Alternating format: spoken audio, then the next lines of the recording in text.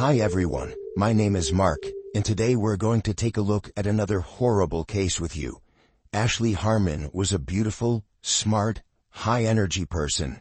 However, when her parents divorced when she was 9, that proved to be a difficult time for her. During that period, Ashley transformed into a mother-like figure for her 5 siblings, and she protected them. For Ashley, there was nothing more important than her faith. She was a devout Mormon and belonged to the Church of Jesus Christ and the Latter-day Saints.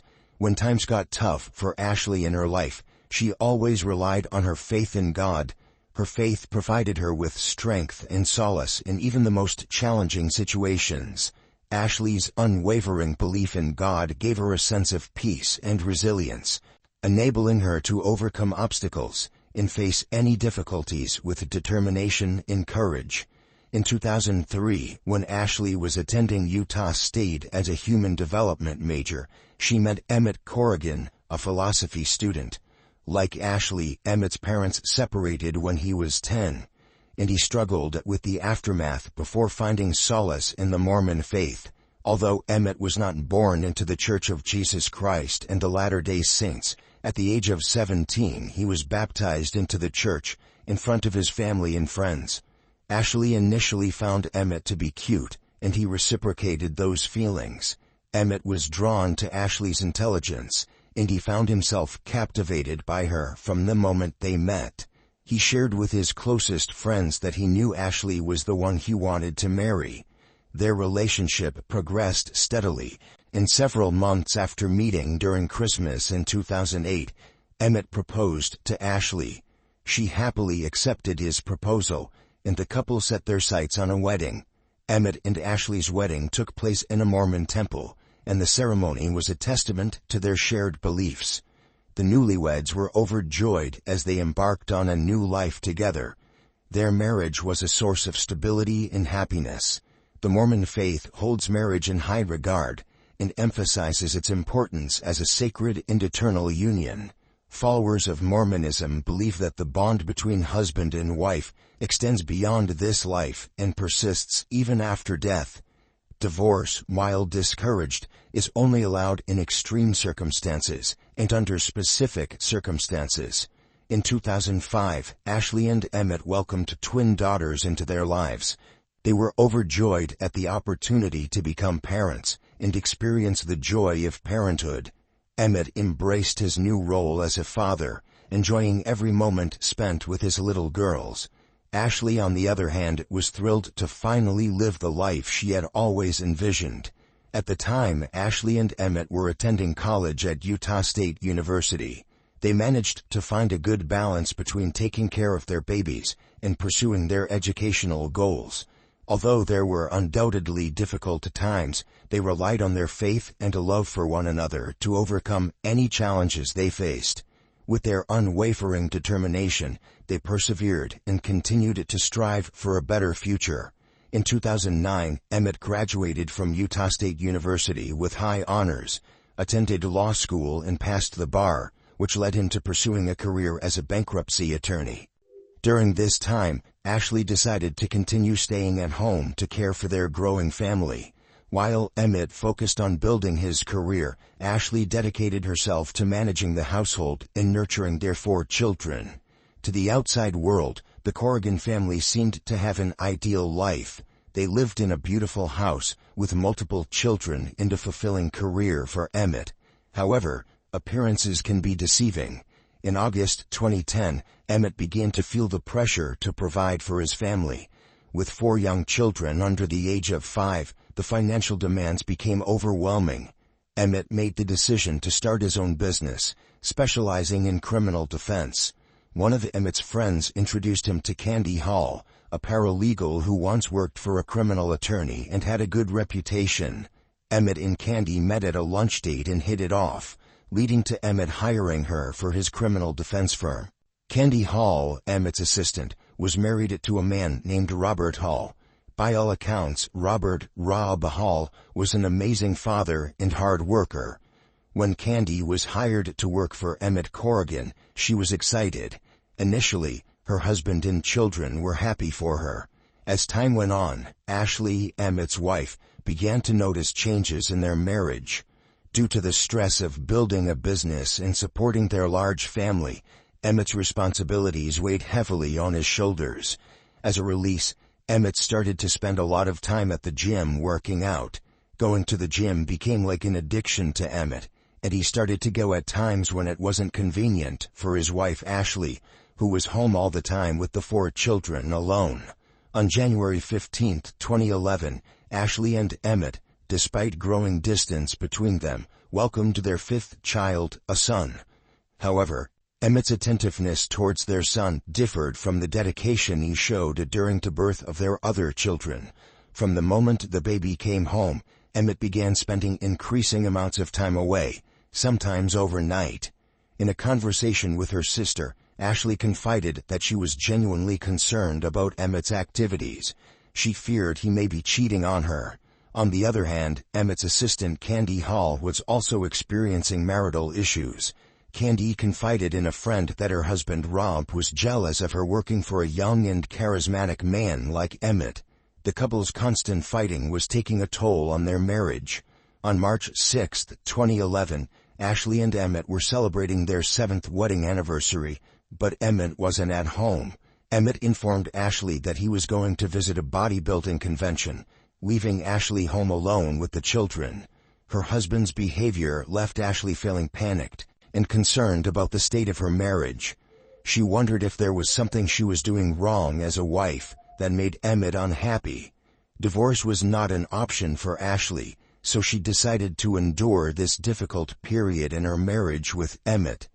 Determined to make things better, Ashley decided to confront the situation head-on.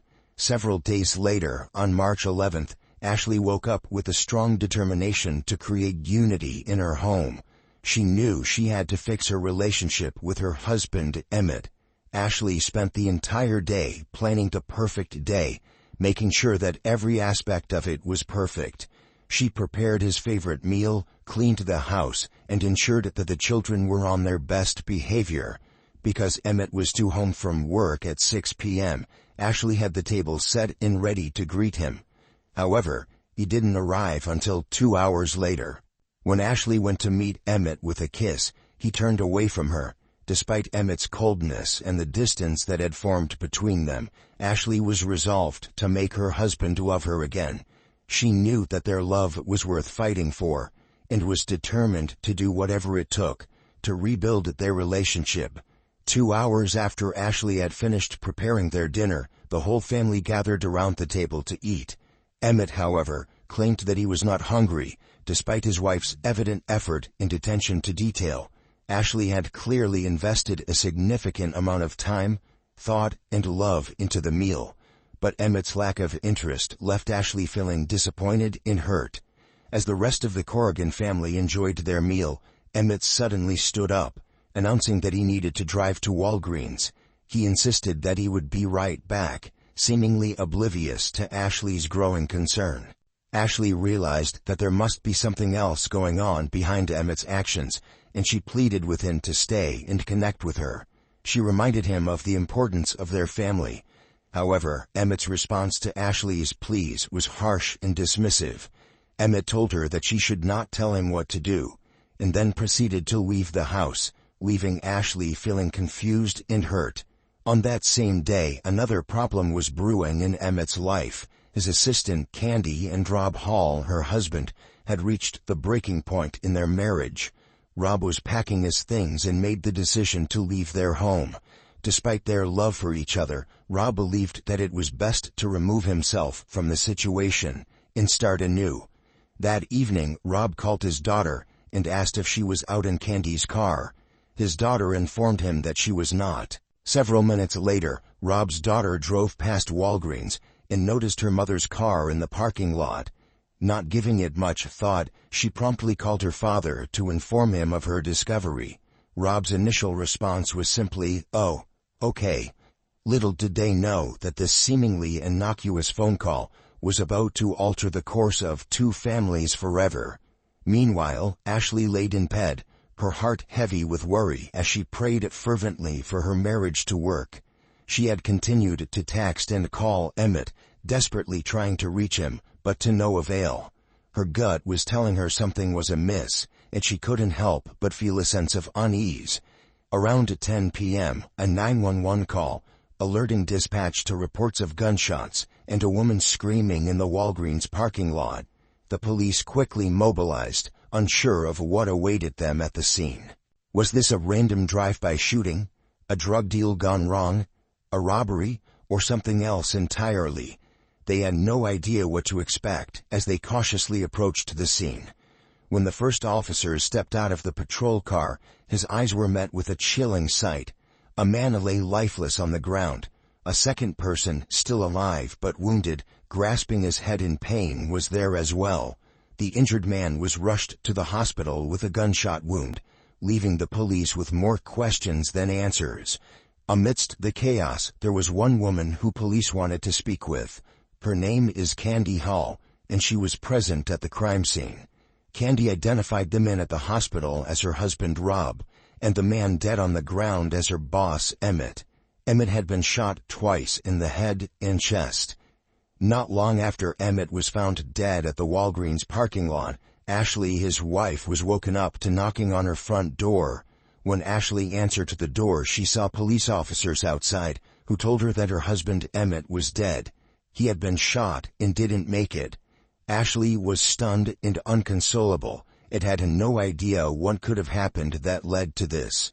After the police told Ashley her husband had been killed, a detective asked her if she knew who Rob and Candy Hall were. Ashley said she knew Candy was Emmett's assistant, but suspected she and Emmett had been having an affair. Candy Hall was taken to the police department from the Walgreens parking lot and questioned by the detectives, who were trying to get a clear picture of what went down that led to Emmett being killed and Rob being shot in the head. The detectives asked Candy if she and her boss Emmett had a relationship, but she said no. When asked if they ever had intercourse, Candy adamantly denied it. According to Candy, she had driven to Walgreens that night to pick up a prescription. Candy explained that she and Emmett had a coincidental meeting in the store, and they decided to go for a drive in Emmett's car. As they drove to a gas station, Candy's phone rang. It was Rob, her estranged husband. Candy informed Rob that she was out with Emmett. However, the conversation took a dark turn when Rob expressed his jealousy and threatened to shatter Emmett's head open. Finally, after what felt like an eternity, Candy and Emmett arrived at Walgreens. As they stepped out of the car, Candy's heart sank as she saw Rob standing at the entrance, his anger clearly visible on his face. A heated argument ensued, and a physical fight between Rob and Emmett erupted. Suddenly, Candy heard 3 sharp pops. She turned to see both men lying on the ground. Candy spotted the gun lying on the ground and picked it up and tossed it aside. When the detectives asked Candy who fired the first shots, Rob or Emmett, she said she had no idea. The gunshot wound to Rob Hall's head was superficial. After the doctor stitched him up, the detectives went to question him. During the detectives' interview with Rob, they told him they found a gun at the crime scene and asked him who it belonged to. Rob admitted the gun was his and said he and Emmett got into a fight in the Walgreens parking lot, and at one point the gun fell from his pocket. Once the gun was on the ground, Rob alleged that Emmett dove for it, and then a struggle for the weapon started, and Emmett shot him in the head. He said he didn't know who shot Emmett during the fight for the gun. Because Rob had a head wound from the gunshot, the detectives were not surprised he couldn't remember much. However, the detectives found themselves questioning if Emmett was the one who shot first, considering he ended up dead. Since the shooting had taken place in the Walgreens parking lot, the detectives turned to the security footage for answers. While reviewing the footage, the detectives noticed Rob Hall arriving in the parking lot at 9:55 p.m. 1 minute later, Rob was seen entering the Walgreens store and rushing through each aisle, seemingly searching for someone. The security footage captured Rob exiting the Walgreens at 10:06 p.m. and parking his car in a spot beside Candy's. He proceeded to wait there for the next few minutes. Approximately 10 minutes later, Emmett's truck appeared on the footage as it pulled into the parking lot. However, the shooting was not caught on camera. Candy, Emmett's assistant, initially denied being in a romantic relationship with her boss. However, the whispers among their co-workers suggested otherwise. According to their co-workers, Candy and Rob were seen spending a lot of time in his office, with the door closed, a mere 3 weeks after she was hired. On the day Emmett was shot, detectives stumbled upon a curious discovery. Emmett had accompanied Candy to the public defender's office to discuss divorcing Rob. During their investigation into the murder of Emmett Corrigan, the crime scene investigators conducted a search of Emmett's vehicle in the parking lot and discovered steroids in the glove compartment. Many of Emmett's loved ones were not surprised by this discovery, because Emmett had been heavily focused on bodybuilding and his behavior was different. Some of them believed that he was using steroids. When Candy gave her statement to the detectives, she described a peculiar shot cadence that led them to believe that Rob shot and killed Emmett 2 times, before turning the gun around and shooting himself in the head.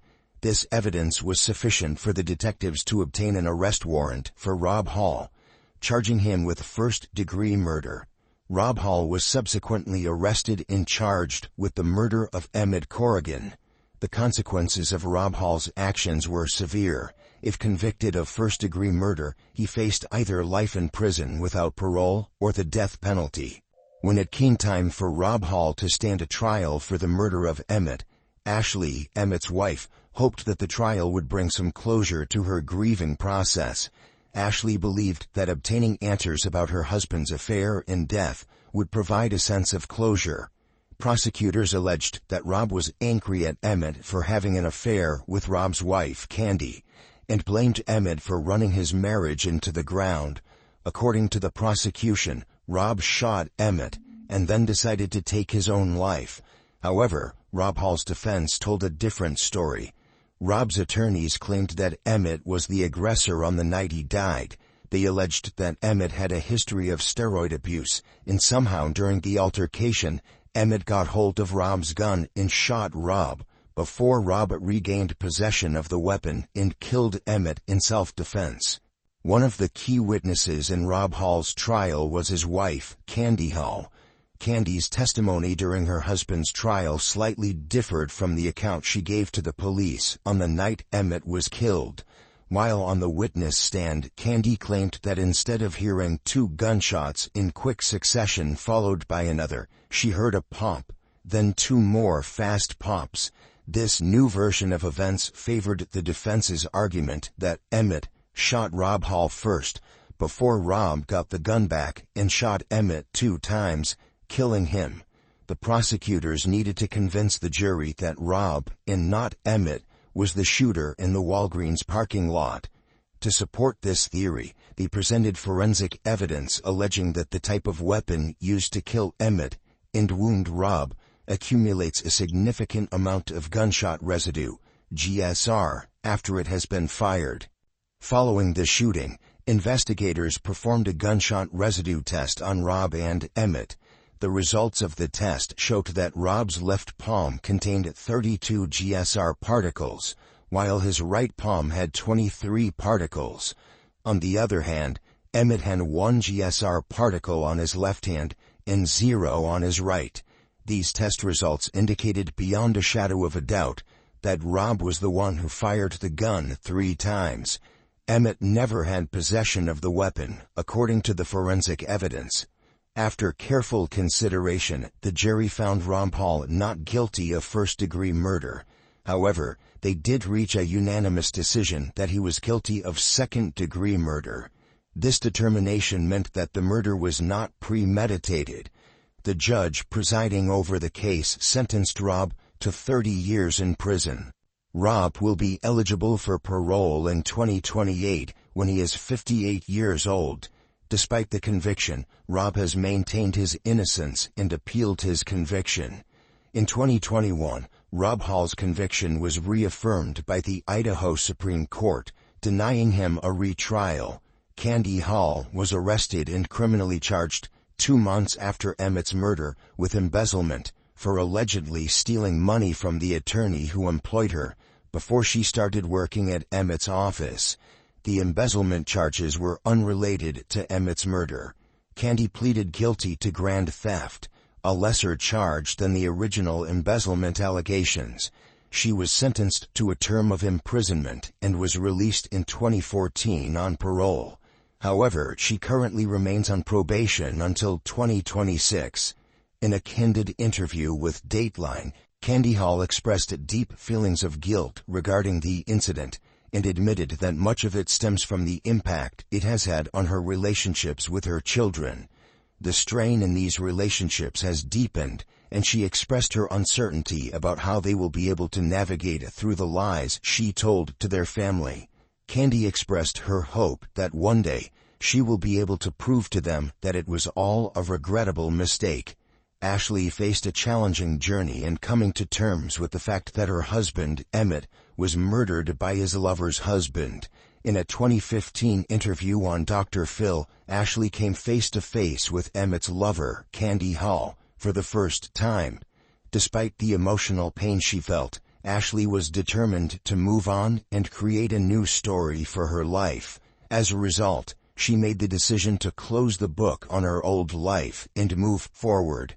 The first step in this process was to move out of the town where she and Emmett used to live with their 5 children. Over time, the children gradually adjusted to this change and began to find joy in their lives again. Eventually, Ashley remarried and had 2 more children. Ashley blogs for victims of trauma.